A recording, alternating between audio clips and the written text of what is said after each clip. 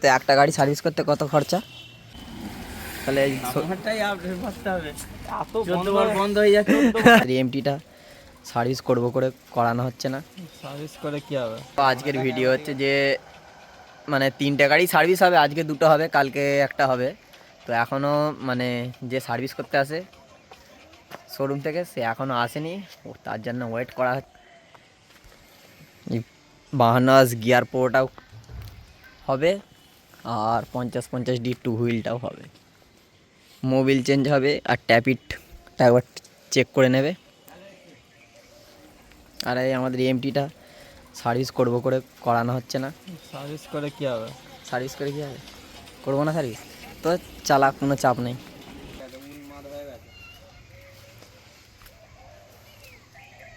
তো সার্ভিসটা সবসময় ঠিকঠাক টাইমে করতে হবে। সার্ভিস ঠিকঠাক টাইমে করলে তবেই গাড়ি ভালো চলবে, নাহলে বেশি দিন চলবে না। মাইলেজও দেবে না, প্লাস তোমার গাড়ির লংজিভিটি কমে যাবে। ঠিকঠাক টাইমে সার্ভিস না করলে, অনেক সবাই ঠিকঠাক টাইমে সার্ভিস করে না, ওই চালায়, চলছে চলুক করে। জল এনে। তো একটা গাড়ি সার্ভিস করতে কত খরচা? 390 টাকা হচ্ছে মোবিল ফিল্টার, আর একটা ডিজেল ফিল্টার হচ্ছে 132, আর একটা হচ্ছে 125, আর 3430 টাকা মোবিলটা।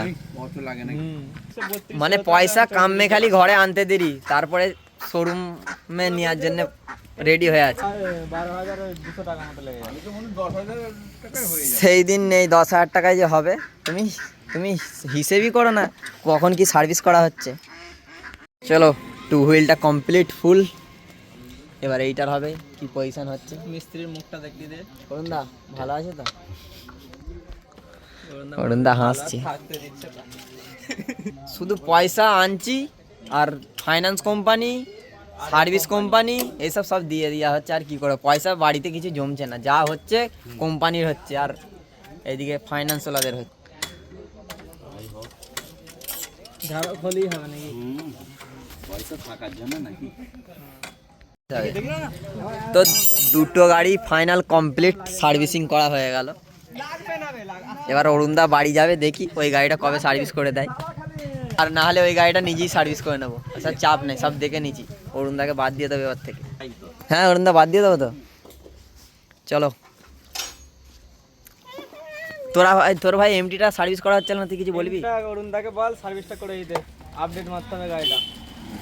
তাহলে আমারটাই আপডেট মারতে হবে। এত বন্ধ হয়ে যাচ্ছে। বলছি নাসিমদা, তাহলে এই 50-50 ডিটার কবে বক্স লাগাচ্ছ? লাগাবো, টাইম আছে, লাগাবো। টাইমের অভাব, টাইম হলেই লাগাবো, চাপ নেওয়া যাবে না। ঠিক আছে, চলো বাই বাই, নেক্সট ভিডিও আবার দেখা।